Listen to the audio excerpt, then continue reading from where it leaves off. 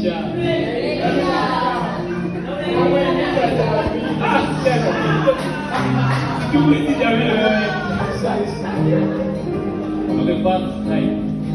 On the first time, sema hiyo ile.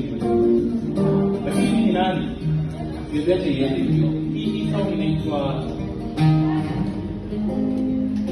Mama. Ilibidi nibadilishe kwa Mama. Singetaka niende na date.